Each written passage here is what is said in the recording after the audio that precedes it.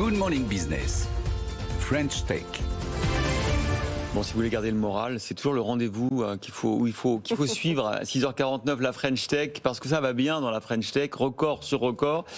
Et figurez-vous qu'on ne le savait pas, mais on a sans doute une licorne cachée sur ce plateau. Oui, il me semble. Bon. United, qui ne veut pas le dire.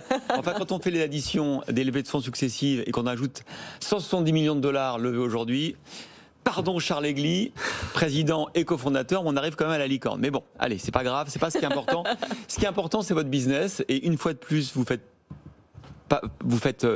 preuve d'agilité parce que vous remodifiez un peu votre modèle. C'est pas un pivot, c'est une strate supplémentaire.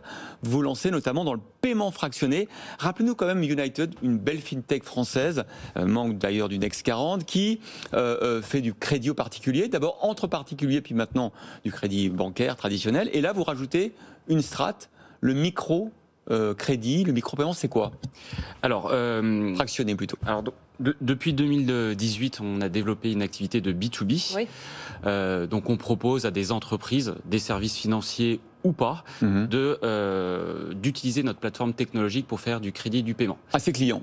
À ses clients, exactement. Donc, par exemple, on a une offre auprès de marchands. Donc, on a un partenariat avec Free, avec Microsoft pour la vente de la Xbox, avec les distributeurs d'Apple. Et à eux, on leur propose une solution de paiement étalée sur 24, 36 et 48 mois. D'accord. Donc là, c'était plutôt sur des maturités longues. Et donc là, avec cette levée de fonds, on va aller sur les maturités courtes, ce qu'on appelle dans le jargon financier le buy now, pay later. Donc, on va aller aussi sur ces petites maturités courtes pour avoir une gamme complète de paiement étalé. On avait reçu, c'était un concurrent, Pledge, il y a quelque temps, qui effectivement nous expliquait que le taux de conversion, quand on associe à un paiement sur Internet la possibilité de payer en 3-4 fois, est énorme, 60-70%. Donc en fait, c'est un outil de vente extrêmement efficace. Oui, ça permet de booster les ventes des e-marchands de 20 à 30%. Donc c'est pour ça que voilà, en ce moment. D'autant que ce sera gratuit pour eux. Exactement, parce que nous, sur les petites maturités, on va proposer le produit paiement étalé. Ce sera gratuit pour le marchand et gratuit pour le client. Alors, comment vous faites votre business ? Alors, pour les maturités longues, donc au-delà de 6 mois, ce sera une tarification standard. Mais sur les paiements en 3-4 fois, par exemple, c'est quoi le business model ? Nous on propose la gamme complète. Donc les montants élevés sont plutôt sur les maturités longues. Donc en fait c'est une sorte de produit d'appel gratuit. Et ça permet de proposer une solution unique à un marchand. Donc paiement étalé sur des périodes allant de 1 mois jusqu'à 48 mois. Et on sera les seuls sur le marché. C'est le bonus gratuit quoi. Au-delà de ça, vous travaillez beaucoup avec les néobanques, avec Lydia par exemple, Orange Bank. Tout à fait. Donc ça c'est la seconde partie de notre activité B2B. Donc on propose notre plateforme technologique de crédit à des entreprises, des services financiers, donc Néobank, Lydia, N26 en France, Fortuneo, un équivalent de Fortuneo en Espagne et en Italie qui s'appelle Weezink, Orange Bank, donc on a signé un partenariat il y a 2 semaines avec Orange Bank, donc on sera leur solution de crédit sur leur site web et mobile.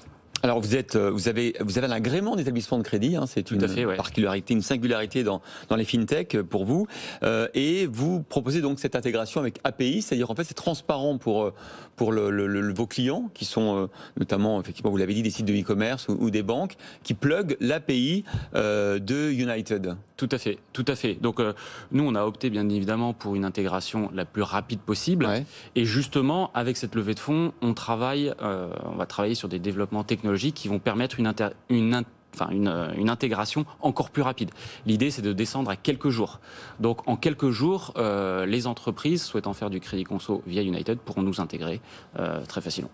Alors, donc, vous levez 170 millions de dollars. Est-ce que vous allez faire notamment, c'est que vous allez beaucoup recruter, mais votre extension en Europe, elle est quasiment déjà faite. Vous n'allez pas forcément aller plus loin géographiquement. Mais par contre, vous allez recruter quoi ? Qui ? Alors, effectivement, là, on est sur 5 pays. France, Italie, Espagne, Portugal, Allemagne. On couvre 60% de la population européenne. Donc à court terme, on n'a pas pour ambition de lancer de nouveaux pays.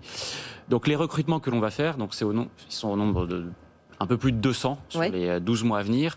Donc ça va être essentiellement des développeurs, des testeurs, des product managers, au marketing aussi, aux opérations, dans les fonctions support. Donc voilà, c'est à peu près toutes les fonctions de la boîte et principalement quand même axé sur la tech, la data et le produit. Et justement, vous disiez la tech et la data, c'est vrai qu'il faut bien réexpliquer pourquoi l'émergence de toutes ces fintech, d'ailleurs on voit que c'est dans les records de levée de fonds en ce moment, c'est dans les fintech, c'est grâce à l'open banking, c'est-à-dire que comment vous arrivez à accorder un crédit en 3 minutes à quelqu'un, c'est que vous avez accès en open data aux données bancaires de tous les Français aujourd'hui et de tous les Européens, c'est-à-dire que très vite vous intégrez et avec l'IA vous faites une synthèse de la situation financière de votre client. Exactement. Donc l'open banking, derrière, c'est l'idée que l'historique bancaire appartient aux gens. Aux personnes.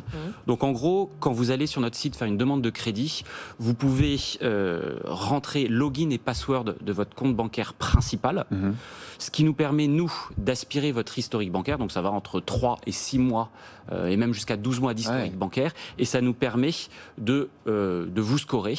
On peut par exemple détecter votre niveau de salaire, puisqu'on a plusieurs occurrences les de salaire mensuel, les crédits en cours, est-ce que vous avez votre solde bancaire, est-ce qu'il évolue de manière négative ou positive. Donc tout ça, c'est des informations que l'on vient prendre à la source, donc il n'y a pas de risque de fraude puisque c'est pris dans les systèmes bancaires des banques teneuses de compte. Ce que vous dites, c'est que vous ne voulez pas forcément octroyer le plus de crédits possible, mais en tout cas que vous voulez aller le plus vite possible pour dire oui ou non à un client. Néanmoins, c'est quoi le taux de transformation entre les demandes et les crédits que vous accordez? Alors, chez nous, le taux de transformation, il est compris entre 3 et 5%. Donc, quand vous avez 100 visites, 100 demandes de crédit sur notre site, on en finance entre 3 et 5. Alors, bien évidemment, il y a des demandes de crédit qui ne vont pas jusqu'au bout parce qu'il faut quand même télécharger, uploader des justificatifs ou signer un contrat de crédit. Mais c'est ça le taux de transformation en France, entre 3 et 5%. Merci beaucoup, Charles Egli, président et cofondateur de United, d'avoir été sur ce plateau. Bon, on lance quand même une alerte licorne, on est d'accord Oui, écoutez, nous on aime bien ici sur ce plateau. Même si c'est pas officiel.